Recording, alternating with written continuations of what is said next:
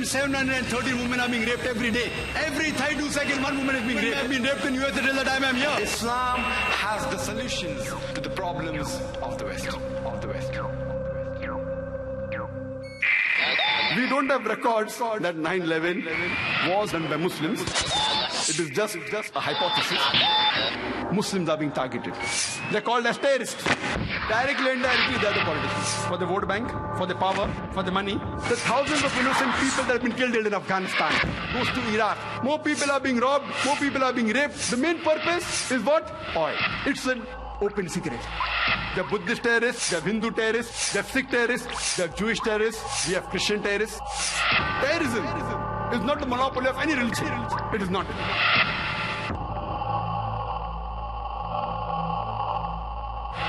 Number one, the human being that has killed maximum innocent human beings. Who is he? Hitler. He has incinerated 6 million Jews. Commonly, the word terrorist means terrorizing innocent human beings. In this context, no Muslim should ever terrorize any innocent human being. It is prohibited in Islam. I say I'm an extremist. I'm extremely honest. I'm extremely just. I'm extremely kind. I'm extremely peaceful. I'm extremely merciful. Even if you agree, for sake of argument, Osama bin Laden did it, it does not justify killing of innocent human beings. Today, America is supposed to be in power. They have the media with them. So who they call a terrorist, the label gets stuck. We can surely say, without any doubt, that terrorism is not a Muslim monopoly. An MP in UK by the name of George Galloway, he said the biggest terrorist in the world is George Bush. And he said that the blood that is there on the hands of George Bush and Tony Blair is much more than the bombers who have done bombing in London. And when you have asked, he said, it will be justified. George Galloway, who's MP in UK, he says, it will be justified that if a suicide bomber goes and attacks and kills Tony Blair without injuring any other innocent human being, that suicide bomber will be justified. Who said that? George Galloway. We have Jyoti Basu, a few months back, he said, when George Bush came to India, that number one terrorist is George Bush. Everyone says that, but the Indian government wants to invite him. For what? So that we learn the art of terrorism? Recently, a couple of days back, it was a news article in the newspapers that the Nobel Prize winner Betty Williams, she said that she would love to kill George Bush. She would love to kill George Bush, which I differ. After one of the talks in London, which I gave on jihad and terrorism, there was a youngster Muslim who said that Allahu Akbar, death to George Bush. There were many non-Muslims there, and my full talk, the impact went down. So I told him, if you see the history of a beloved Prophet Muhammad Sallallahu Alaihi Wasallam, Prophet Muhammad, peace be upon him, he prayed to Almighty God. There were two Umars who were staunchly against Islam. He prayed to Almighty God that at least let one of the Umar get daya, they become Muslim, so that there will be a help for Islam. And we know the second Caliph of Islam, Hazrat Umar radiallahu anhu, may Allah be pleased with him, he accepted Islam. The same way, I pray to Almighty God that at least Almighty God gives hidayah to George Bush. Or at least to one of them, George Bush or Tony Blair. Imagine if there's so much staunch against Islam, if they accept Islam, what will happen? I am a da'i. That's what I always do. Try and convince him about the good of Islam. People tell me, Brother Zakir, you travel throughout the world, don't you have problems? Alhamdulillah, summa alhamdulillah, Allah's help. I know many of my colleagues who keep on traveling, they have had several problems. And my appearance, the beard, the cap and a coat, though I look like a joker, it's a soft target. But with God's grace, with Allah's grace, alhamdulillah, I never had problems. I spent time, many a times, with these immigration and police officers. I was there in New York 2 days before 9/11. I just left New York. I was there for 2 weeks. Alhamdulillah, summa alhamdulillah. Good I left. If I'd been there during 9/11, maybe I would be implicated. Possibly. I went to London immediately. And last time I was in USA, though I've been invited several times because of my tight schedule, I was in 2003. I'd gone to Los Angeles to receive an award. Immediately I was prepared that during immigration I'll be interrogated, the way I look. I'm mentally prepared. They asked me, why have you come here? I said, to receive an award. Award for what? Do you belong to a charitable organization? What award are you getting? I said, to serve humanity. Jesus Christ, peace be upon him, said, speak ye the truth and truth shall free you. I speak the truth. That's why I've got the award. And it went on the long conversation. Later on I went to the customs and I purposely say, I've come for an Islamic conference. Islamic conference, go for checking. They open my bag and they see my video cassette. Terrorism and Jihad. And on that cover there is a pistol. So the custom officer says, that do you believe in jihad? I said, yes, I believe in jihad. Even Jesus Christ believed in jihad, in striving and struggling. No, I mean, do you believe in fighting? I said, you read your Bible. If you read the Bible speaks about fighting. If you read the book of Numbers, chapter number 31, verse number 1 to 19. The book of Exodus, chapter number 22, verse number 18 to 20. The book of Exodus, chapter number 32, verse number 27 to 28. And Jesus Christ, peace be upon him, himself said, in the Gospel of Luke, chapter number 22, verse number 36, that take ye the sword and go and fight. So immediately, most of the custom officers, 8 or 10, gathered together and they started asking, sir, can we ask you one more question? So I just told my host on the mobile that please don't worry, I'm stuck up here, I'm just doing dawah. I keep on traveling, mashallah. I've been to Australia, to UK several times. By God's grace, time I did spend, not more than a couple of hours. I know many of my colleagues were detained. Many of my colleagues mean my speakers. I'm not talking about my Bombay speakers. I'm talking about the international speakers who keep on traveling. They have been detained, they have been deported. Allah's grace that so far I have not been detained. I have been deported. Maximum half an hour dawah. And I see to it that whenever I get opportunity, I grab it. But I see to it that I quote the scriptures. I follow the guidance of the Quran in Surah Al-Imran, chapter number 3, verse number 64, which says, Ta'alaw ila kalmatin sawa'in bayna baynakum. Come to common terms as between us and you. So when we come to common terms, most of the problems are solved. This talk, what we're having today, was supposed to be held more than a month back. I was supposed to be in London. That's why this talk is delayed. And when I landed on the 10th of August, on Heathrow Airport, and I received a call from my wife. Zakir, where are you? I said, why? No, why are you in the airport outside? What happened? I said, no, we just received information that there are some 21 Muslims arrested who are supposed to do bomb blasts, etc., etc. But alhamdulillah, I had my own camera crew with me. We were 12 of us. All of them, cap, beard, God's grace, we passed through very well. I had my talk in Birmingham. It was successful. Next day, sometimes we go and do shooting. So next day, we went to one of the Jewish graveyards and we were shooting. Shooting, not shooting, we were recording. You know, we in our lingo, we say shooting means recording on the video camera. Just to get stock shot of the city. And we spent a couple of hours in the Jewish graveyard. Later on, we went to one of the churches, did the recording shooting. Then we went for breakfast and we came back to the hotel in the afternoon. Then we get information. The police of Birmingham, they're trying to track us down. Maybe some passerby went and complained. They were looking for 7 or 8 terrorists with cap and beard. Who are these people? They had the number plate and they knew it was a green car. So what they did, they phoned the insurance company and they tried to find out where we were. And finally they located us in the hotel. But luckily, while doing inquiry, they even happened to speak with the person who I had breakfast with. And he happened to be a very famous politician, Muslim politician. So when the chief of that area, of that police station, spoke to him, that, you know, we're looking for these terrorists. He said, what nonsense they're talking? Do you know, 2 months back, I had given a DVD of a person by the name of Dr. Zakir Naik. He said, yes, he's the same person. Oh, same person. Problem solved. The passerbys who had reported, you know, beard is dangerous. Beard, cap, dangerous. You have to be careful.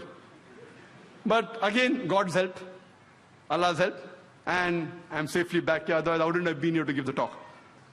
We Muslims should not be afraid. We should speak the truth, but with hikmah. We have to be careful. Allah says in the Quran, in Surah Nahl, chapter number 16, verse number 125, Udu ila sabili rabbika bil hikmah wal mawzatil hasna wajadilhum billati ahsan. Invite all to the way of thy Lord with wisdom and beautiful preaching, and argue with them and reason with them in the ways that are best and most gracious. When we speak, we have to speak with hikmah. Now we realize, after seeing the scenario, that who has the monopoly on terrorism? And according to me, terrorism is a monopoly of the politicians. According to my understanding and survey, terrorism is a monopoly of the politicians. Irrespective, they may be politicians of USA, of UK or India, it is the monopoly of the politicians. We have to realize what is the cause of terrorism. If we want to abolish terrorism, first we have to understand the root cause. I, being a doctor, we don't believe in symptomatic treatment. We believe in trying and finding out what is the cause and killing the germ. That's a better treatment. What is the cause of terrorism? The experts say that the cause of terrorism is injustice. When injustice is done on a particular group of people, when wrong is done on a particular group of people, they tend to retaliate. And that is the only cause of terrorism. And when we realize that whether it be the 9/11, the destruction of the Twin Towers in New York, whether it be the 7th July, the bombing in London, or the serial bomb blast 93 in Bombay, or the recent bomb blast on 11th of July, whether it be the thousands of people killed in Afghanistan, in Iraq, in Gujarat, in Bosnia, whether it be in Palestine, in Lebanon, we find that behind them, the main cause are the politicians. I was wondering that when I landed in UK, that why were 21 young Muslims arrested? The government said we were keeping track on them for several months. Many people I met who knew these people who were arrested personally, they said impossible. They can't be involved. What we realized, that the people wait, when should this news come out? At that time, Israel was attacking Lebanon. Thousands of people were killed. The Britishers were objecting. So then you have a diversion. 21 Muslims supposed to bomb the airline are arrested. It's a bigger news, so people forget about thousands of innocent people being killed in Lebanon. Same thing in India, Kargil. Any problem, politicians talk about Kargil, talk about the enemy, Pakistan. Diversion, politics, whether it be in USA, whether it be in UK, whether it be in India. The major cause are the politicians. Terrorism is not the monopoly of any religion. It is not. We know that our country, more than 60 years back, they were ruled by the Britishers, and they had a policy of divide and rule. More than 50 years back, we got freedom from the Britishers, but unfortunately, they have left, but they have left the policy behind. And our Indian politicians, they have adopted this policy of divide and rule. They adopt this policy of divide and rule for the vote bank. From records, we come to know that the country which has the maximum riots anywhere in the world, it is India. If not daily, at least once a week, we have communal riots. This great country of ours, so many great religions are there. Maximum riots, communal riots. And the major cause, almost all, directly or indirectly, they are the politicians. For the vote bank, for the power, for the money, they engineer these things. Otherwise, normally, I have met non-Muslims. It's my job, it's my profession. I'm a student of comparative religion. I keep on meeting different sorts of people. Generally, the common Indian, irrespective whether it's Hindu or a Muslim, they would love to live with each other harmoniously. They would love to live peacefully.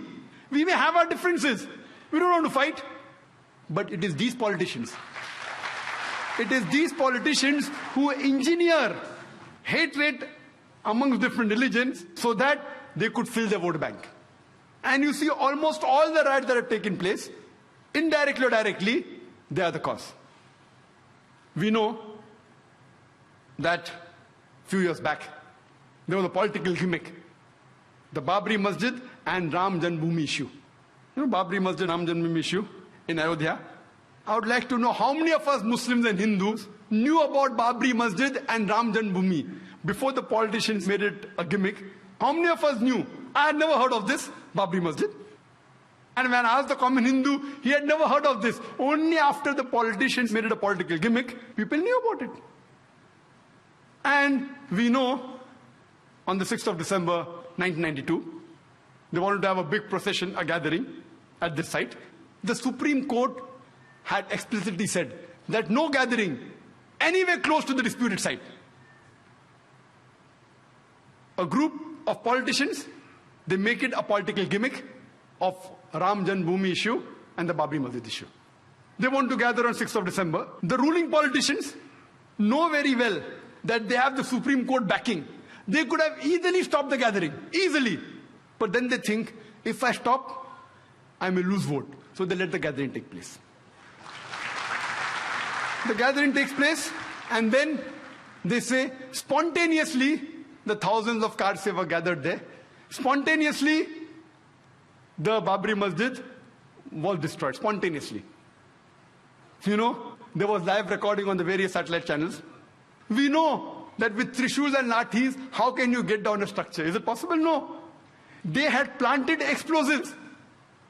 With this pre-planned act that planted explosives, anyone can see. You don't have to be a specialist of military. You can see it with your eyes.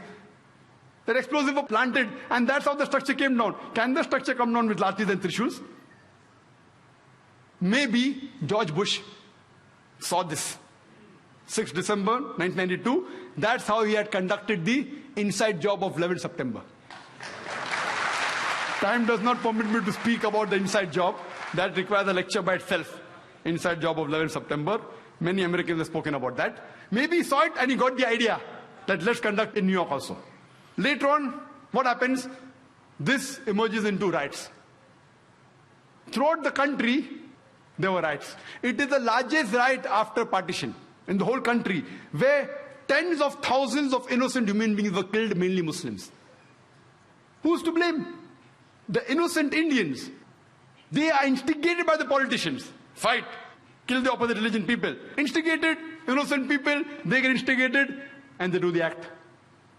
We know that even in Bombay, one of the cities that was maximum affected was Bombay. Even during partition, the riots that took place in Bombay was the worst in the history of Bombay. Even during partition, so many people were not killed as during the December 92 and January 93 riots. The police, if they wanted, they could have easily prevented the riot. Very easy. With the backing of the reserve police, with the backing of the military, easily they could have done it. But they did not do it. Most of them were silent spectators. Some were good, they tried, but they were in a minority. Majority were silent spectators, some were party to it.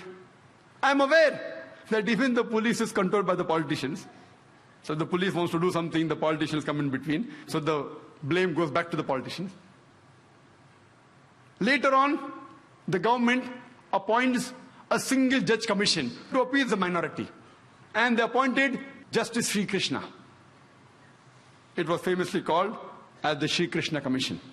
And we know that Justice Sri Krishna, he was and is a devout and a practicing Hindu. But at the same time, he's an upright and honest judge, just like how we have Justice Suresh here. An honest and an upright judge. The verdict he gave, it did not go down the throat of the government. It takes a few years. And he had analyzed the full cases of the riot. He spoke with the politicians, with the police. Individually, he visited 26 police stations, analyzed the records, spoke with the police officer, junior and senior, spoke with the victims, spoke with the media, and after a great deal of research, he presented, we have this damning verdict of Sri Krishna Commission. He even gave suggestions, how can we prevent these riots? But, you know, it takes time. By the time this happened, the government says bygones are bygones. Because they know if they implement the report, they are afraid that they will lose the vote bank. At that time, to appease the minority, they appointed the commission. How many commissions? I don't know. I don't know how many commissions have been implemented. I think Justice Suresh can tell. How many commissions that they appoint have really been implemented in India? How many? So here we know it is a delaying tactics. The innocent Indians, especially the Muslim victims, we have faith in the judiciary system of India. If the politicians betray us, if our other citizen fellow members betray us, if the police betrays us, in this country, we have yet faith in the judiciary system. And we know that finally, most of the innocent people, whether they are arrested, etc., they are finally released. But the damage done, But if we can prevent the first category, the first few categories, surely you will not have these terrorist attacks. And we know that in the past 1 month, thousands of Muslims have been harassed, mainly by the police. The police says it is mainly the Muslims who have done it. It is the hand of the LET, Lashkar-e-Taiba. I say, if you can really identify them, catch the people who are involved, we have no objection. But you can't harass thousands of innocent Muslims. Hundreds of them were rounded up. Hundreds of Muslims, they were detained for days and weeks together. As Justice Suraj said, that hundreds of them, they had been rounded up. Even their family was not informed. Imagine. And the thousands of innocent family members, they too have been harassed. We know about 22 to 25 so far have been officially arrested.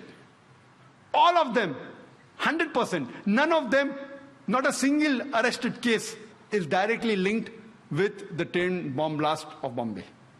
All of them indirectly related to some other event.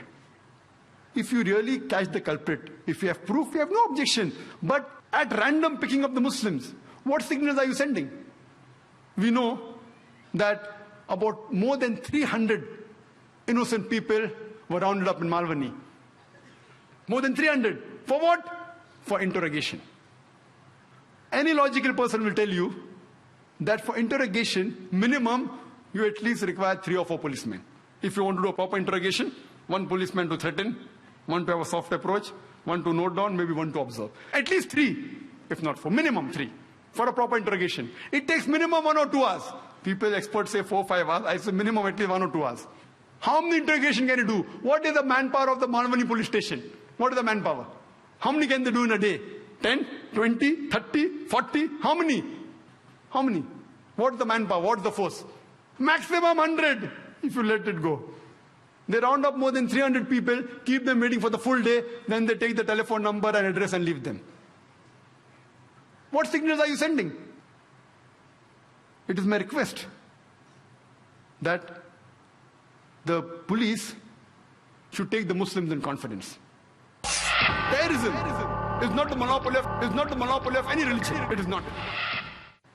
Recently, after the bomb blast, there was a program organized by the non-Muslim. How we have Muslims have here on terrorism. Similar, there was a program organized by the non-Muslims on similar topics. Topic was different, but the issue was the same. By the non-Muslims. And the organizers had invited 2 ex-senior police officials from Bombay. One of them comes and blames the madrasa of Pakistan, the reason for terrorist attacks here. Second one comes and blames the madrasas of India. In the speech, you tell them that they should have computers, English, no problem, I'm with you. But to say that the Indian madrasas are directly or indirectly, even remotely associated with any form of terrorism in India is nothing but a blatant lie. Unfortunately for that police officer, there was one of the senior advocates in the audience. After the talk, he went and told him that, can you even give me a single white paper, single proof that any madrasa in India has been proven to be associated with any terrorist act? He said, I don't know. Imagine what statement is the senior police officer giving to non-Muslims. What message are you sending? Hindus, in turn, will be against the madrasas.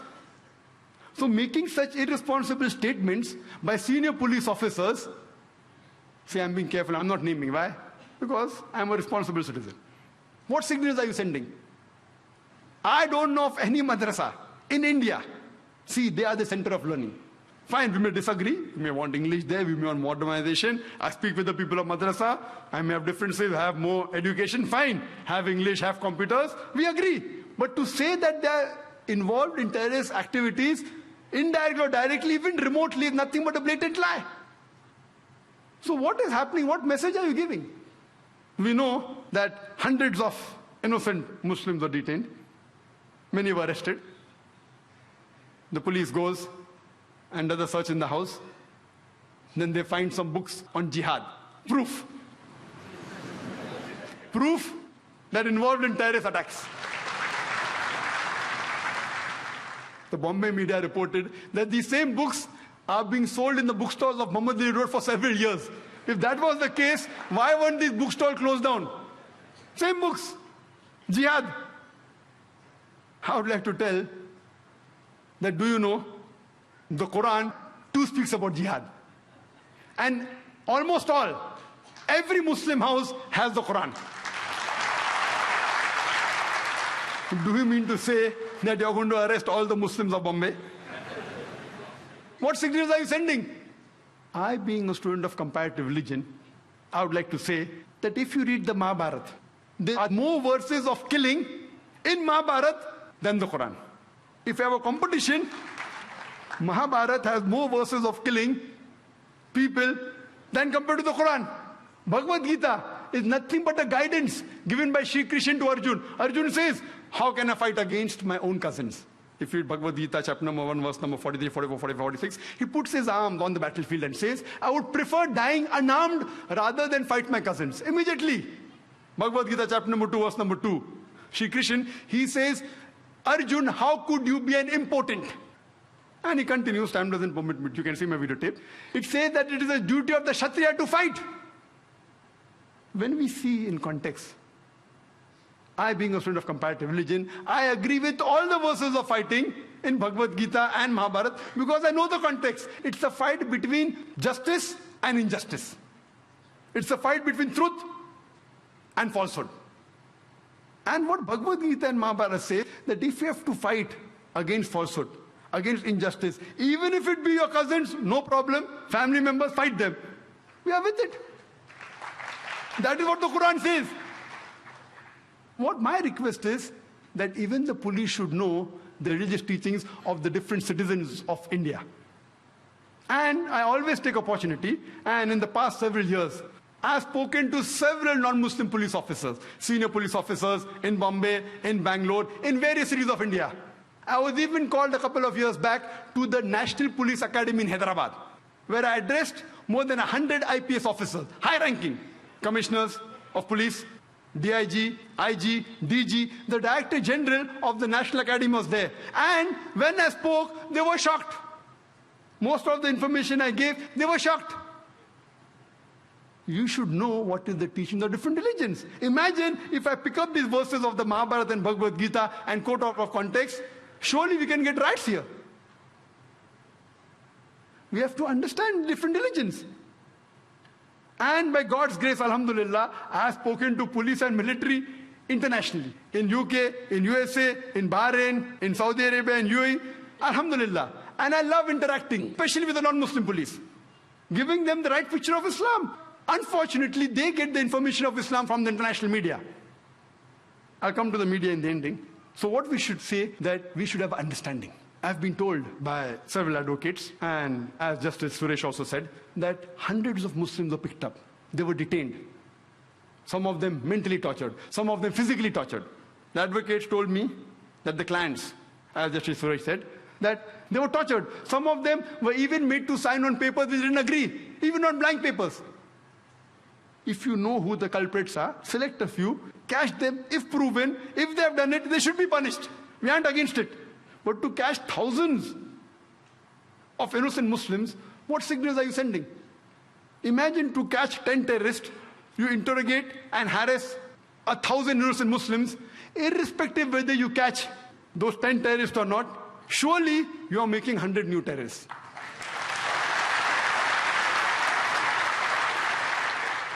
Many non-Muslim senior police officers in different parts, in different cities of India, and one particular in Bombay, he told me, Zakir bhai, Dr. Zakir Naik, I will only be happy if you give talk in Hindi and Urdu. Your talk should be heard by the masses. I didn't speak. Recently, a couple of years back, I started speaking. Many senior non-Muslim police officers in different parts of India, they tell me, they know that by God's grace, 10,000, 50,000, 100,000 people come for my talks. And when I went to Kashmir, because I was the official guest, I met the minister, power minister, chief minister, but at that time, the governor of Kashmir, Saxena, he wanted to meet me. My schedule was tight. Non-Muslim, I took out time. He wanted lunch, dinner, no time, I went for breakfast. Saxena, the governor of Kashmir, he happened to be an ex-military man. I forgot his post, some colonel or major a high post he was. And we discussed. He was caring for the people of Kashmir. Later on, he comes to Maharashtra, he comes to Bombay. He wants to meet me. He calls me to the Raj Bhavan, the governor's house. I go and meet there. He tells Dr. Zakir Naik, you know, the impact that you had in Kashmir, the people that follow you, we want you to come again. We want you to come on the television of Kashmir. We want to come on the radio. But what my question is, that do you think my talk will be effective? I know that there is not a single verse in the Quran which justifies the killing of innocent human beings. There is not a single saying, a hadith of the Prophet, that you can kill innocent human beings even if they belong to the same community that does an injustice to you. I know that. I can speak. But imagine if thousands of innocent Muslims are being harassed. The police, they tell us that most probably it's a hand of the LET, Lashkar-e-Toiba. For sake of argument, I agree with it. And the police tells us that the local hand should be involved, otherwise the bomb blast can't take place. I agree with it. Imagine the Lashkar-e-Toiba, if they're involved, if you interrogate 1,000 innocent human beings, they'll get ready-made recruits. Ready-made. You torture them, ready-made recruits. Isn't the police helping the Lashkar-e-Toiba? I'm sorry, please don't get me wrong. I don't want them to misunderstand me, otherwise they'll come to arrest me also. What signals are you sending? Imagine if I agree with you that your theory is correct, that Lashkar-e-Toiba is involved and they want local hands. You should get the Muslims in confidence. You can't round up 1,000 innocent Muslims. We know, we understand that getting the culprits is very difficult, especially because the bomb blast was done with precision, with accuracy. It was a mastermind, according to the police. We know it is difficult. We understand your case. But that doesn't mean, in the name of interrogation, you pick up a few innocent people. We can understand. But thousands, what message are you sending? Do you think my lecture will be effective? Maybe I will be able to convince 2, 3%, 5%, not more than that. So we have to solve the problem. What is the root problem? And the police should get the confidence of the citizens. If that is not there, how will they be able to stop terrorism? And if you want respect, you should give respect. There were good policemen also. Many of my friends who are advocates and lawyers, they told me that there were good policemen who helped the people when they were harassed. Some of the policemen had a very good heart. They helped them, they supported them. But generally, oh, you have a beard. Why do you have a beard? Oh, you have trousers above the ankle. Why do you keep it? Wearing a cap. As though it is mentioned in the rule book. A terrorist should have a beard, should have trousers above the ankle and a cap. Then I would be number 1 terrorist. Even I have my trousers above the ankle, I'm wearing a cap and I have a beard. What signals are you sending? There should be a proper training, a proper understanding of the religion of Islam. That's what William, when he advised, he told the US government that you don't know Islam. George Bush doesn't know Islam at all. It was the article that came yesterday in the midday. He doesn't know. Unless you don't understand, how will we be able to solve the problem? I don't want the police to misunderstand me. When I tell the Muslims that killing innocent people is wrong, though many Muslims disagree with me, Quran condemns it. Our Prophet condemned it. Killing any innocent human being, you can't justify it. I have to speak the truth. At the same time, I even have to speak the truth to the police force. I hope they understand the situation. And according to Julio Ribeiro, he writes an article in Hindustan Times, I think it was the 9th of September, he says that more the unnecessary arrests that are made, to get a breakthrough becomes more difficult proportionately. The more unnecessary people you arrest, the chances you get at the real culprit is more difficult.